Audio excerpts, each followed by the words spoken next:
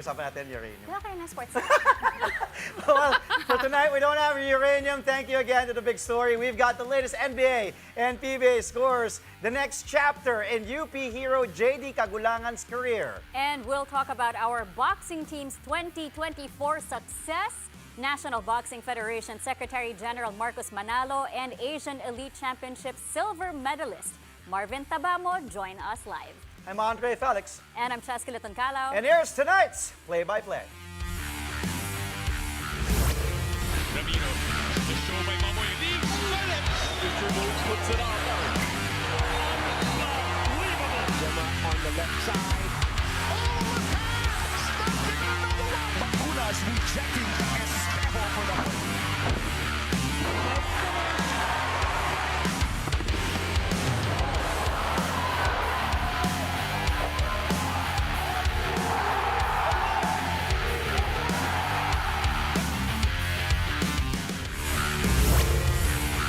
A thrilling comeback victory for the Denver Nuggets against the Sacramento Kings. The Nugs rallied from 10 points down with 4 minutes to go and escaped with a 130-129 win. In the dying moments, the two teams exchanged huge baskets, but it was Denver guard, that man, Jamal Murray, who had the final say. With 8.6 seconds left, the Blue Arrow hit the go-ahead jumper. Boom! That sealed the deal for Denver. Murray finished with 28 points and 6 assists. Nikola Jokic posted his 10th triple-double of this season with 20 markers, 14 rebounds, and 13 knives. The trio, De'Aaron Fox, Domantas Sabonis, and Malik Monk, both tried to carry the Kings. They combined for 82 points in a losing effort. The Nuggets improved their record to 14 wins and 10 losses. The Kings fall to 13 and 14. After the game, Kings coach Mike Brown spoke about standing by his team despite their disappointing finish. Obviously a tough loss. You know, they went zone, and I thought we weren't aggressive enough. I thought their zone kind of got us back on our heels, and our level of aggressiveness was not there. Having said that, I thought we had some decent looks. DeMar caught an 8-footer, and he was wide open, and it goes in and out. Foxy got to his floater, and it goes in and out. I think Domas might have missed one too. I probably, you know, if I would have done it all over again, I would have stayed with the same crew. If we got those same looks, if we didn't, I would have definitely thrown Doug in the game at that time, or a little sooner. I thought Keon was doing a hell of a job defensively. And that's why we stayed the way we stayed. But at the end of the day, you know, our biggest thing we told these guys is the two biggest things. They're the best team in the league in transition, and we did a decent job with that. The Detroit Pistons and the Miami Heat had their own close fight, and this one needed extra minutes. Miami sharpshooter Tyler Hero sent the game to overtime, but ultimately, Detroit came out on top 125-124. Tim Hardaway Jr. was the hero in overtime as he detonated 3 huge long bombs to help the Pistons cross the finish line. Cade Cunningham finished with a triple-double for Motor City with 20 points, 11 rebounds, and a career-high 18 assists. Malik Beasley led the way in scoring with 28 markers. Hero did have a chance to win it for the Heat, but he missed the desperation heave. Following the tight victory, Detroit now sits at 10th in the East with 11 wins and 16 losses. Miami is still 6th with 13 victories and 11 defeats. At the post-game press conference, Cunningham explained how his squad pulled off the tough win. I mean, it's what my job is. It's what my responsibility is, and you know, I just try to give it up for my teammates. That's what, you know, I'm asked of. That's what I've always asked for growing up. That's what I always dreamt of, was being a guy that could do everything that, you know what I'm saying, was the highest level player that you could find. So, you know, to be able to have that responsibility is a blessing, and I just try to bring it every night. As for the Philadelphia 76ers, well, they took down the Charlotte Hornets thanks to big games from Tyrese Maxey and Paul George. Final score here is 121 to 108. Maxi going off for 40 points, while PG-13 tallying 33 markers. And the most he scored so far as a Sixer. Sixers duo also shot a combined 12 for 21 from beyond the arc, as PG surpassed Jason Terry for top 10 in the all-time three-pointers list. George is now just 5 three-point makes away from tying Vince Carter at number 9. The Sixers' victory spoils the return of LaMelo Ball, who's coming off a 7-game absence due to a calf injury. Sixers now have an 8-16 win-loss slate, while the Hornets drop to 7 victories and 19 defeats. Here's Philadelphia coach Nick Nurse talking about PG-13's fantastic performance. Yeah, he again looks rounding into some feeling better. I think moving better, an array of different shots. Coming up the floor, ball screen plays, pin down plays, some drives. Thought he drove the ball pretty well tonight at times. So yeah, good. Looking like he's just moving and feeling a lot better to me. Yeah. 6 more NBA squads saw action today. Here are the results. The Cleveland Cavaliers rolled to a 130 to 101 victory over the Brooklyn Nets for their 6th win in 7 games. The Chicago Bulls hold on to a 122 to 121 dub over the Toronto Raptors for their 12th win of the year. And lastly, the LA Clippers ride on James Harden's hot start to blow out the Utah Jazz 144 to 107. Back here at home, the Converge Fiber Xers are back in the win column after fending off the NLEX Road Warriors in the PBA Commissioner's Cup. Converge held the lead for much of the game as they established a double-digit lead early in the third period. NLEX behind who else? Robert Bolic's 16 third-quarter points made it really interesting. Road Warriors cut the gap down to just 2 with 8.5 minutes left in the game, but Alex Stockton scoring a 3 and a floater in back-to-back possessions to push the lead back to 7 was huge. This ultimately was the separation the Fiber Xers needed to seal a 102-91 win. Converge improves to 3-2, while NLEX 6 to an even 3-3 win-loss slate. Chick Diallo was a monster for the Fiber Xers, tallying 37 points, grabbing 18 rebounds, 2 steals, and also blocking 2 shots. Head coach Franco Atienza talks about how they protected the lead down the stretch. We're coming off a loss. It gives a bitter taste in your mouth. So we just want to go back to what we are doing right, and review on where we could improve. It just so happened that we were able to play together defensively, and of course run our system on offense. We have a great group of guys, and we wouldn't know who would show up in a game. Everyone is capable to score. King had a good game. Stockton is usual. Jordan was there. Shawnee was there. K-Rax, our vet, is there. So it's an overall team effort. The Northport Batang Pier are looking to extend their winning streak to 6 against the winless Phoenix Fuel Masters. But it was the Fuel Masters who started off strong, pounding the ball inside. Then, a 3-pointer to beat the first quarter buzzer by RJ Hazul pushed the lead to 8, 29-21. In the second quarter, Phoenix continued to look sharp despite several mini runs by Northport. This got the Fuel Masters a 10-point lead at halftime, 55-45. The Fuel Masters are on track to finally chalk up win number 1 this Commissioner's Cup. 2 more PBA Commissioner's Cup matchups are coming your way tomorrow. First up, we got the Rain or Shine Elasto Painters taking on the Magnolia Hotshots, and that game will tip off at 5 in the afternoon. Rain or Shine is looking for its 3rd win in 4 games, while Magnolia will try to turn things around, winning only 1 of their 4 matches so far this conference. Then at 7:30 p.m., the Barangay Ginebra will try to bounce back when they take on the Terra Firma G. Terra Firma has not won yet after 5 games in the mid-season conference. Both games will take place at the Ninoy Aquino Stadium in Manila. But of course, you can also watch them live on PBA Rush, RPTV, and the Pilipinas Live app.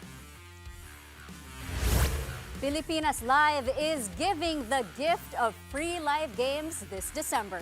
Enjoy the biggest sporting events this month on the Pilipinas Live app.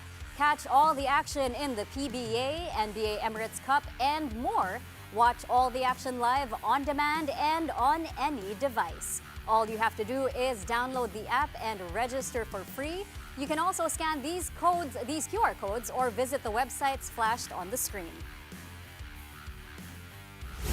When we return, we put the spotlight on boxing as we speak with Asian Elite Championship silver medalist Marvin Tabamo and National Boxing Federation Secretary General Marcos Manalo. Stay tuned for that here on Play by Play.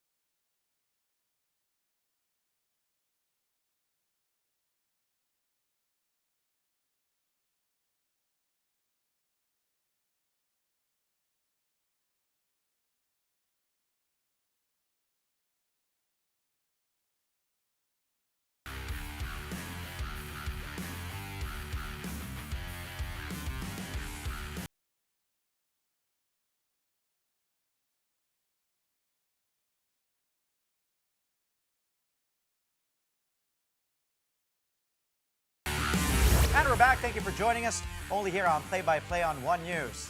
When it comes to boxing, the Philippines has been known to produce many of the sport's greatest talents. Earlier this month, the Philippines sent 10 promising amateur fighters to the ASBC Asian Elite Boxing Championships in Chiang Mai, Thailand, and they came home with 1 silver and 4 bronze medals. 3 junior RP boxers also competed in an invitational tournament in Shenzhen City, China. The results: 1 gold and 2 silver medals. These are just the latest victories in what has been an outstanding year for Philippine boxing, which also won 2 medals from the Olympic Games in Paris 2024 last August. And joining us tonight on Play by Play, our National Boxing Federation Secretary General, Boss Marcos Manalo, and Asian Elite Boxing Championships silver medalist Marvin Tabamo. Magandang gabi, Boss. Good to see you again, brother. Thank you for saying yes. Di na kita message kasi sabi ko, kaya na ni Chess, kaya. Boss, congratulations, ha? Congratulations. Sa kakabalik mo lang, di ba? From Chiang Mai? Okay. Unahin na natin. I'll start with with Sir Marcos. And as Cheska mentioned, 2024 basically, if we talk about Philippine boxing, it has been a very, very big year. Just last week, I was with your boxers, di ba? Sina Nesty, sina Yumi, yung mga Olympians, di ba? And they were there at the MVP Christmas party, of course, yung mga nanalo ng medal to claim their incentives. It has been an amazing year. Ito, we end with the silver medal mula kay Marvin. But personally, ikaw, as Secretary General, how would you assess overall yung campaign ng Philippine boxing natin this year?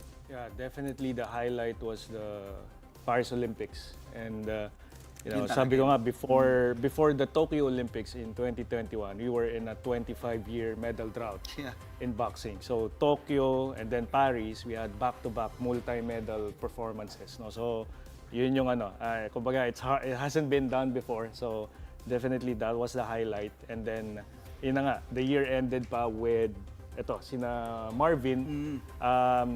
What made it special itong recent Asian Championships in Thailand is wala tayong nag-compete na Olympians doon eh.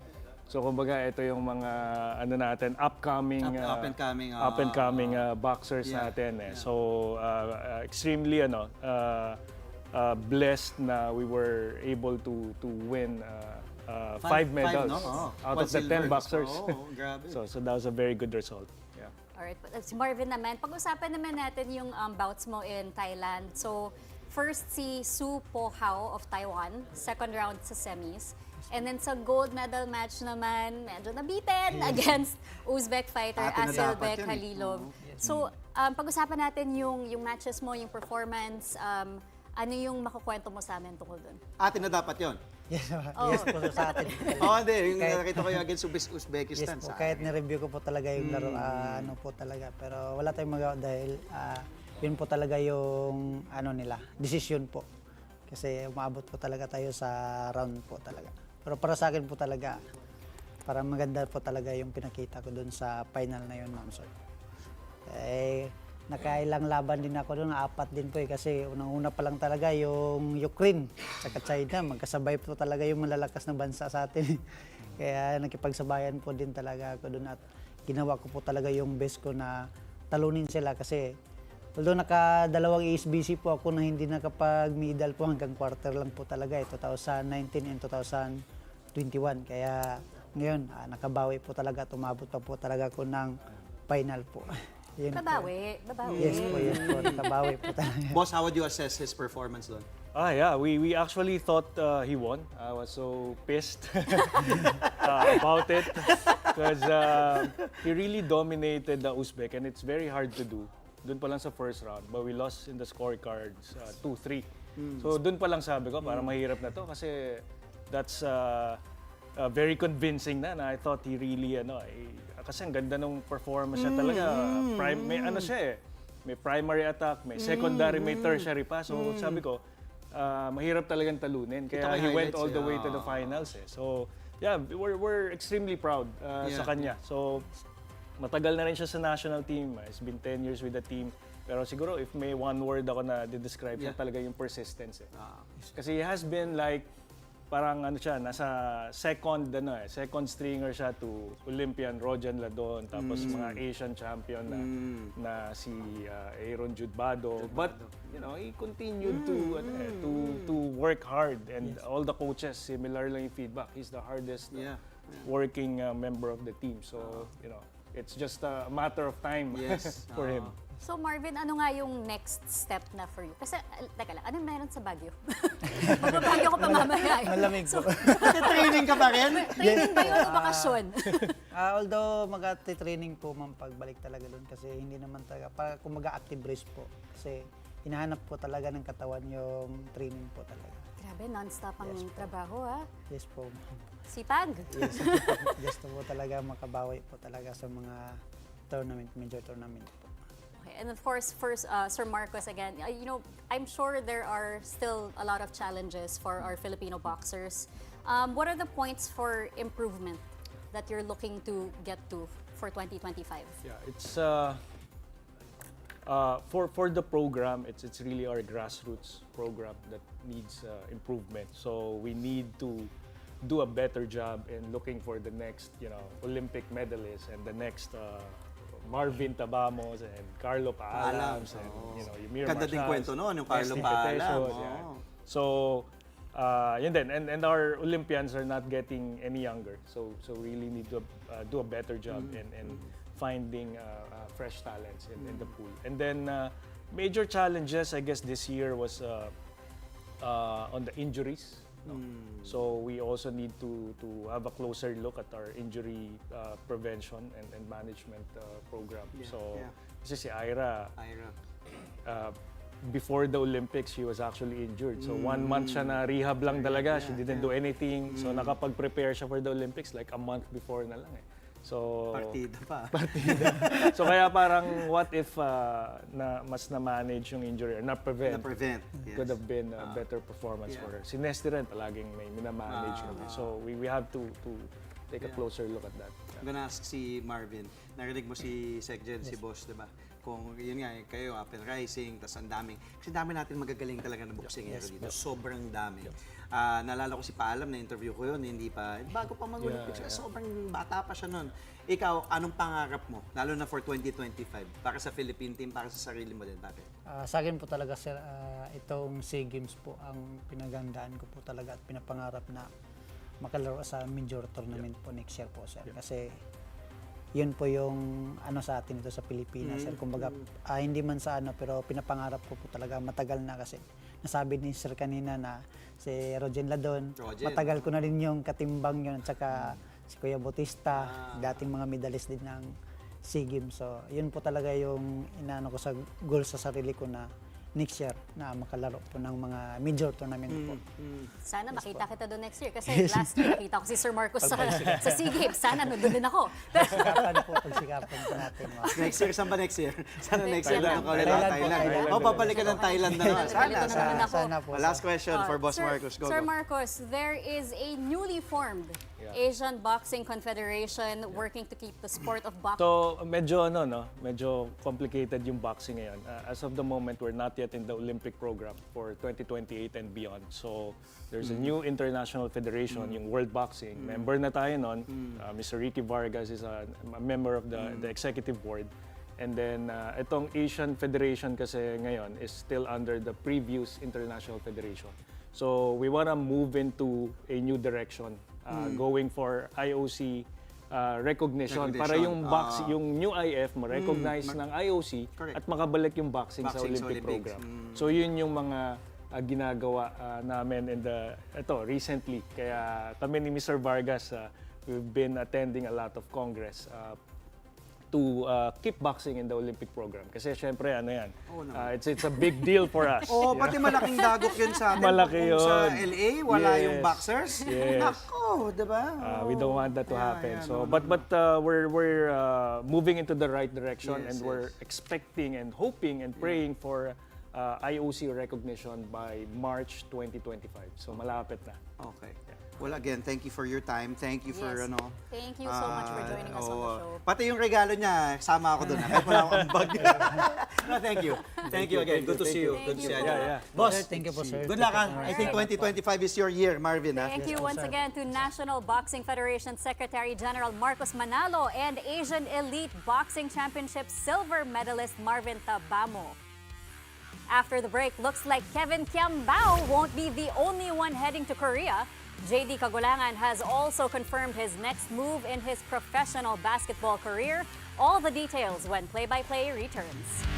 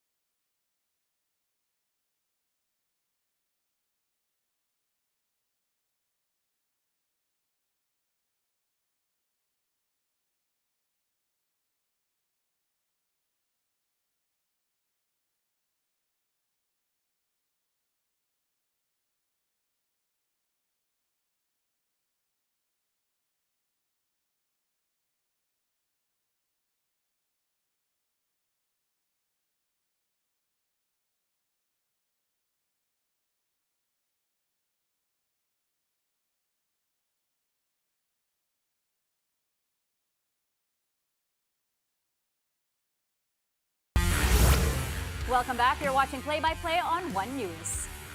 Filipino Olympian pole vaulter EJ Obiena is making the most of his time here in the Philippines. Obiena kicked off his mission with the launch of the first of 3 pole vault pits in Lawag. This initiative paves the way for young aspiring athletes to discover the sport and chase their dreams.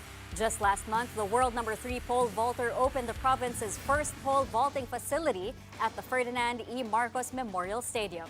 As an advocate in promoting pole vault in the Philippines, Obiena hopes to become an inspiration to the next generation of athletes in the country.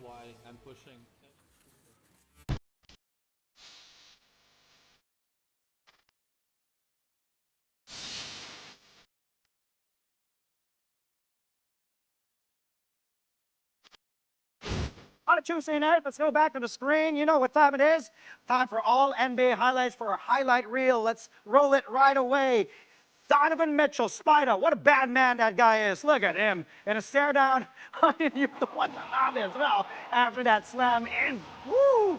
Wow, in Brooklyn, look at that. It started with a steal, Livert, and then Mitchell goes all the way, taking off.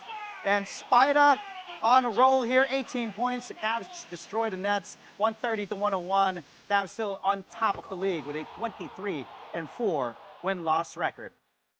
Up next, how about this in Toronto? Stolen away by Lonzo Ball.